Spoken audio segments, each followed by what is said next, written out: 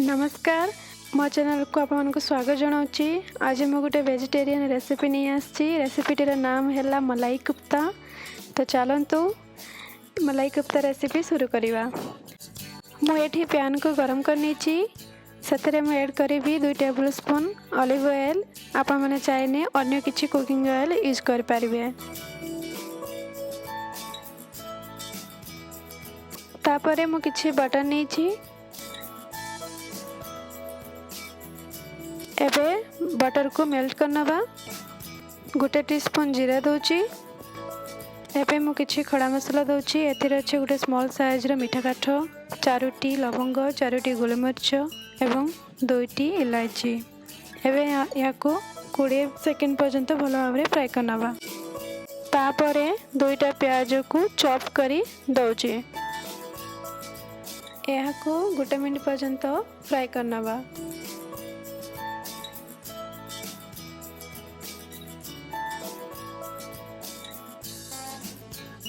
एबे आम ऐड करवा 2टी कंचा लंका, 7-8टी रसुण आउ 1.5 इंच अदा। एबे याको गोळेई नवा।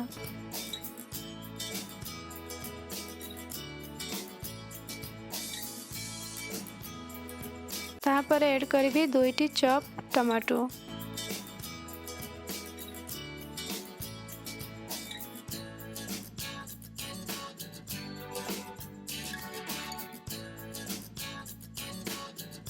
एथिरे मिसेइबा 1 टीस्पून लुण, आधा टीस्पून हल्दी गुंड,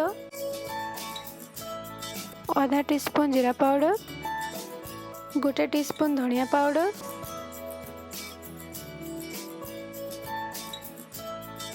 मिक्स करनवा।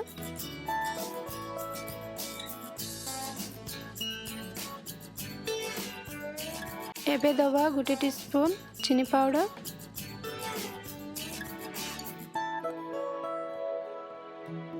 20टी काजू,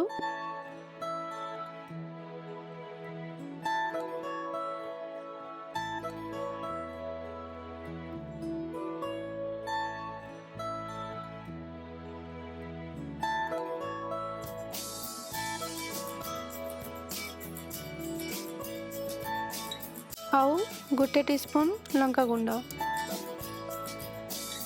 एबे सब सामग्री को भलो भाबरे मिसई नबा। आउ टमाटो सिझेबा पर्यंत याको सिझेबा।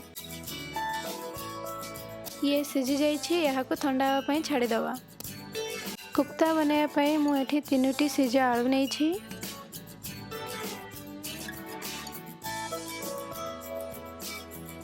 एवं 250 ग्राम पनीर को ग्रेट करनोछि।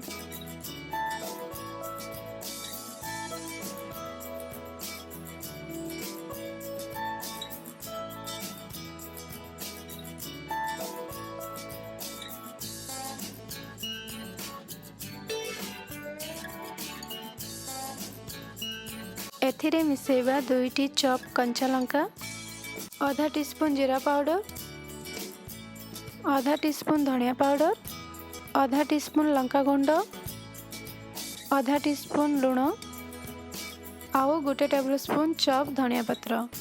एबे सब सामग्री को भलो भाबरे चौटी नवा।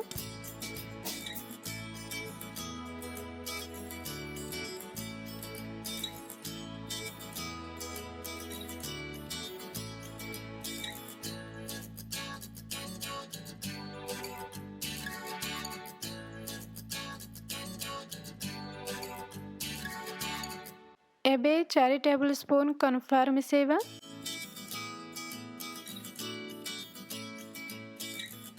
एवं भलो भाबरे मिसेइ नवा। एबे एई मिश्रण को हाथ रे नबा एवं याहारो छोटो छोटो एमिति बॉल बने नवा।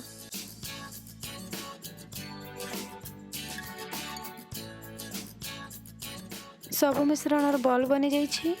एबे चलंतु याको फ्राई करनवा। एठी तेल भलो भाबरे गरम हे आसलानी। ध्यान रखिबे गैस को मीडियम फ्लेम रे रखिबे, बेसी गरम करिवेनी।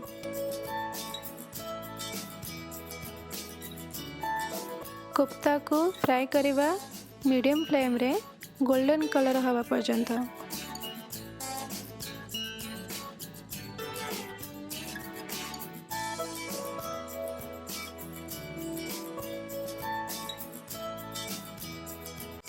ये देखंतु कोफ्ता भल भाव फ्राए हो सारी एवं कलर मध्य भल भाव आसी जाइए। एबे यहाँ को प्लेट रे काढ़ी नवा।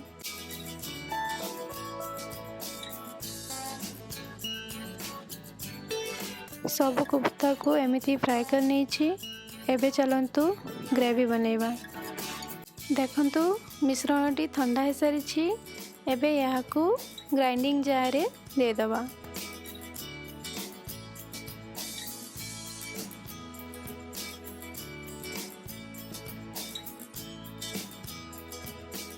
एवं यार स्मूथ पेस्ट बनै नवा।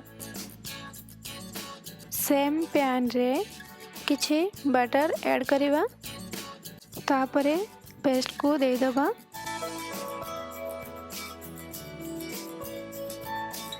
एवं यहाँ को 2 ରୁ 3 मिनट पर्यंत कुक करिवा।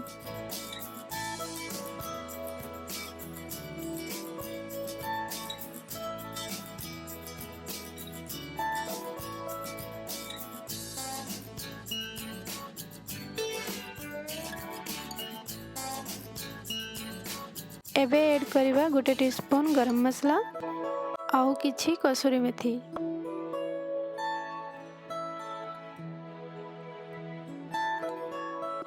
एबे गैस को ऑफ कर दबा एवं 1 मिनट पर्यंत ठंडा होगा छाड़ दबा।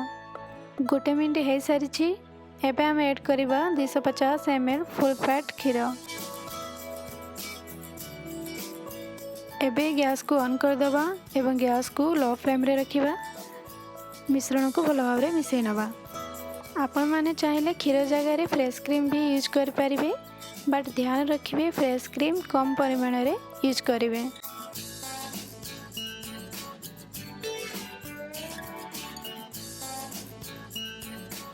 एठी आम ग्रेवी रेडी हो सारी। चलंतु मु सर्व करी आपण मानकु देखौची। ध्यान रखिबे कोफ्ता को केबे भी ग्रेवी रे पकेइबेनी। सर्व कला बेले कोफ्ता को रखिबे आगो, ता ऊपर ग्रेवी को ऐड करिवे। यह थिला मलाई कोफ्ता रेसिपी।